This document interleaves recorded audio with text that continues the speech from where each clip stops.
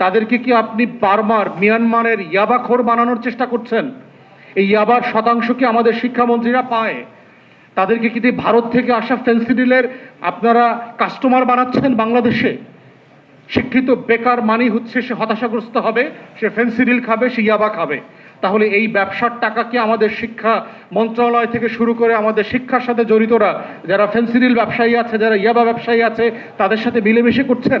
বাজেটে প্রতি বছর শিক্ষা নিয়ে যখন আলোচনা হয় তখন বলা হয় যে আমাদের শিক্ষার্থীদের বাজেটে শতাংশ কত দেয়া হবে এবং কত শতাংশ শিক্ষার্থীদের আপনার মিল দেয়া হবে, ভর্তুকি দেয়া হবে, বেতন বাড়ানো হবে শিক্ষকদের, এই আলোচনাগুলো হয়।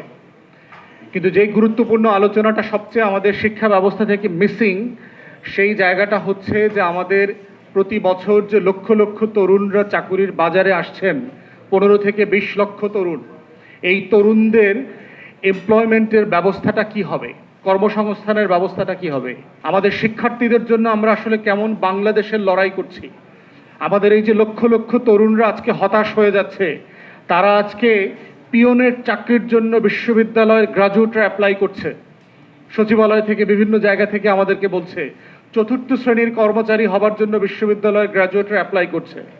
তাহলে সেই লেখাপড়া, সেই ডিগ্রি, সেই সনদ, এগুলো আসলে আমার শিক্ষার্থী, আমার তরুণ, তাদের ভবিষ্যৎ বিনির্মাণে কি ভূমিকা পালন করছে? যারা এমপ্লয়ার আছেন তাদের সাথে কথা বললে দেখবেন যে তারা ইন্টারভিউ করবার সময় দেখতে পায়, বুঝতে পায় যে আমাদের দেশের গ্রাজুয়েট মাস্টার ডিগ্রি পাস ছেলেমেয়েদের অলমোস্ট কোনো দক্ষতা নাই, কোনো স্কিল নাই। আমি নির্বাচন করবার সময় আমি গ্রামে গঞ্জের স্কুলগুলোতে দেখেছি, একদম প্রত্যন্ত গ্রামের স্কুলে গিয়ে জিজ্ঞেস করেছি তোমাদের বাবা কৃষক কারা কারা, একটা ছেলেও হাত তোলে নাই, এমন স্কুলও দেখেছি। অথচ তারা প্রত্যেকে কৃষক পরিবারের ছেলে। শিক্ষক, হেড টিচার পর্যন্ত সারপ্রাইজড হয়ে গেছে যে সেই প্রত্যন্ত চরের ভিতরে, গ্রামের ভিতরে একটা হাই স্কুলের একটা ছেলে মেয়ে হাত তুলল না যে তার বাবা কৃষক। তাহলে কৃষক হওয়াটা কি খুব দোষের, অপমানের? বাবা কৃষক, এই পরিচয়টা কি দেয়া যাবে না? তাহলে আমাদের ছেলে মেয়েদেরকে আমরা কি শেখাচ্ছি? যে আমার বাবা যদি পিয়ন হয়, আমার বাবা যদি দারোয়ান হয়, আমার মা যদি বুয়ার কাজ করে, আমার মা যদি গার্মেন্টসে চাকরি করে, সে যদি মধ্যপ্রাচ্যের শ্রমিকের কাজ করে, তাহলে কি সেই জায়গাতে সেই ছেলে মেয়েদের পরিচয় দিয়ে বড় হবার কোনো স্বপ্ন থাকবে না? অতএব এই শিক্ষা ব্যবস্থার এই যে কলোনিয়াল জায়গাটা, যে সে তার বাবা মায়ের পরিচয়টা পর্যন্ত দিতে চাচ্ছে না, অথচ সে কি শিখছে? সে কোন দক্ষতা শিখতেছে, কোনো নলেজ শিখতেছে? তাদেরকে আমি যখন জিজ্ঞেস করলাম ছেলেরা কোনো কাজ জানে কিনা, গ্রামে থাকে, প্রত্যন্ত অঞ্চলে থাকে, কৃষিকাজ জানে না, মাছ ধরতে পারে না, সুপারি গাছে উঠতে পারে না, তাল গাছে উঠতে পারে না। আমাদের ছোটবেলায় আমরা সুপারি চুরি করে উঠছি, নারিকেল চুরি করে খাইছি, অমুক বাড়ির পেয়ারা গাছে উঠছি, কিন্তু লেখাপড়াও তো করেছি। তাহলে এই যে না করতে পারাটা, আমরা তো জালও মারতে শিখেছি, খালে গিয়ে তো ডুবাইতেও শিখেছি। তাহলে এই যে লাইফ স্কিল থেকে বিচ্ছিন্ন করে একটা বিশাল জনগোষ্ঠী তৈরি করা হচ্ছে, তাদেরকে দিয়ে আসলে আপনি কি করবেন?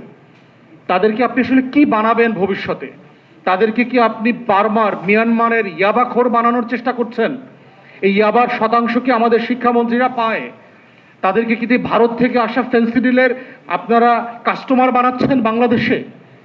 শিক্ষিত বেকার মানি হচ্ছে সে হতাশাগ্রস্ত হবে, সে ফেন্সিডিল খাবে, সে ইয়াবা খাবে। তাহলে এই ব্যবসার টাকা কি আমাদের শিক্ষা মন্ত্রণালয় থেকে শুরু করে আমাদের শিক্ষার সাথে জড়িতরা যারা ফেন্সিডিল ব্যবসায়ী আছে, যারা ইয়াবা ব্যবসায়ী আছে, তাদের সাথে মিলেমিশে করছেন? তাহলে এই শিক্ষা ব্যবস্থার মধ্যে আমরা কোনো বাস্তবতা দেখতে পাচ্ছি না। আমরা ধারণা করেছিলাম যে একটা নতুন নির্বাচিত সরকার আসলে পরে এই দৃষ্টিভঙ্গিগুলোর মধ্যে পরিবর্তন আসবে। কি পরিবর্তন? মৌলিকভাবে আমরা যেগুলো প্রস্তাব করেছেন তার ভিতরে কোনো মৌলিক কাঠামোর পরিবর্তন দেখতে পাচ্ছি না।